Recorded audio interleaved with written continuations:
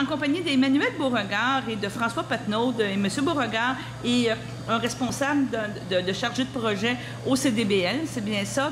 Oui, je suis coordonnateur d'un projet qui vise à soutenir le développement et la commercialisation des produits forestiers non ligneux dans la Naudière. Et vous, M. Patnaud, on est à l'abbaye Val-Notre-Dame, ici à Saint-Jean-de-Matha. Votre fonction officielle, c'est? Coordonnateur des forestibles. Donc, forestible, c'est l'autre nom qu'on donne au PFNL. PFNL, c'est produits forestiers non ligneux. Donc, c'est tout ce qu'on peut cueillir en forêt qui n'est pas la matière ligneuse, c'est-à-dire des champignons, des bois nordiques, des petits fruits, des légumes forestiers, etc.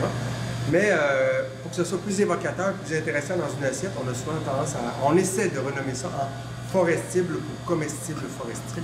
Donc, c'est une nouvelle tendance.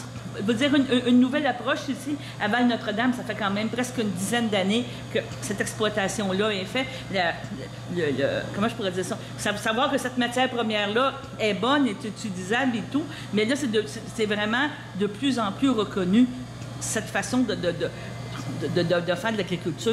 Oui, bien en fait, c'est de la cueillette sauvage. C'est que l'agriculture, on doit semer, entretenir, puis après ça, on va cueillir. Au niveau des forestiers, ce qu'il y a, c'est que c'est la nature qui sème, c'est la nature qui entretient la forêt, et nous, on a juste de la cueillette à faire. Donc, nous, c'est depuis 2014, on a commencé tranquillement, donc il y a 187 hectares ici.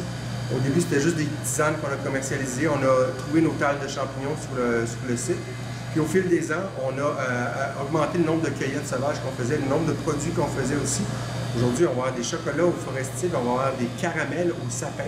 On va avoir un ensemble de produits, donc des produits secs prêts à cuisiner. On a juste à rajouter un ingrédient utile comme de l'eau, du lait, pour faire soit une crème de champignons, un pain bannique aux herbes sauvages de l'abbaye. Donc, on a vraiment augmenté l'étendue, puis on a aussi des activités qu'on offre sur le site. Donc, c'est multifonction. Mais là, vous êtes en train de me dire qu'il n'y a pas vraiment d'agriculture. Vous allez au gré que la nature vous fournit. Parce que est-ce que vous entretenez? Vous me parliez de tales de champignons. Ouais. Il doit y avoir quand même un petit peu... aucune intervention, je ne sais pas dire humaine, aucune intervention de coupe et de dire on va les mettre là pour les couper, pour s'assurer que ça va revenir l'an prochain, ou vous allez vraiment... Vous avez fait bien de me ramener à l'ordre parce que vu mon grand âge, j'ai oublié un bout. Donc, on a un verger en permaculture. Donc, la permaculture, c'est une nouvelle façon de voir. En fait, ça date des années 70. C'est deux Australiens qui ont créé ça. C'est de l'agriculture permanente. Donc, il y a beaucoup d'arbres en permaculture. On veut des plantes qui sont pérennes, qui sont durables, qui sont vivaces. Il peut y avoir des annuelles comme de l'ail, de l'oignon, des haricots entre ça. Mais généralement, la structure en permaculture, comme dans notre verger, c'est vraiment des plantes vivaces.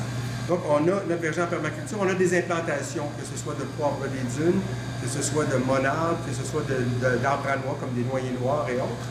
Donc, on a aussi quelques cultures, mais au niveau du sauvage, pour en revenir à ce que vous dites, généralement, une tale de champignons, ça ne s'entretient pas. On peut favoriser la croissance des champignons en laissant des chapeaux de champignons plus âgés au sol pour que les spores se retrouvent dans le sol, en plantant des pieds de champignons dans le sol pour que le mycélium, donc c'est l'organisme vivant qui donne le champignon, puisse se propager dans le sol.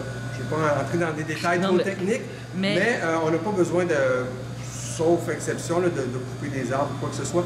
Nous, on cueille ce que la nature cultive pour nous, mais on a quelques implantations, donc comme je vous disais, comme le verger en permaculture et d'autres plantes. On cultive par exemple les têtes de violon. On a des tales sauvages, on a parti de ces tales-là, puis on a agrandi au pourtour. Okay. Donc, la production qui est faite ici est au gré des saisons, au gré s'il fait beau, s'il sèche.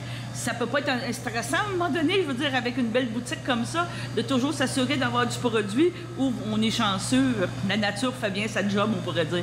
Bien, premièrement, les produits, il y a des produits d'autres producteurs de la région qui font du maraîcher traditionnel, qui font de la cueillette sauvage aussi. Donc, ça ne repose pas entièrement sur nos épaules de l'équipe de cueillette ici. Puis, c'est ça, les moines font aussi des caramels, des gâteaux aux fruits, plein d'autres choses, des chocolats autres qu'aux produits forestiers. Donc, nous, c'est un petit peu marginal dans l'ensemble de ce que, mais c'est l'identité du lieu de plus en plus, c'est au cœur de la forêt. Puis, je vous dirais, le stress, quand tu es en agriculture, tu es pas mal stressé tout le temps, parce que quand il pleut, tu es content, mais quand il y a trop de pluie, tu es moins content. Quand il fait soleil, tu es content, mais là, s'il y a trop de soleil et c'est sec, tu stresses un peu. Donc, ça fait partie, comment dire, de la job soit de cueilleur ou d'agriculteur, de regarder Météo Média en tout temps, puis de chialer contre la météo.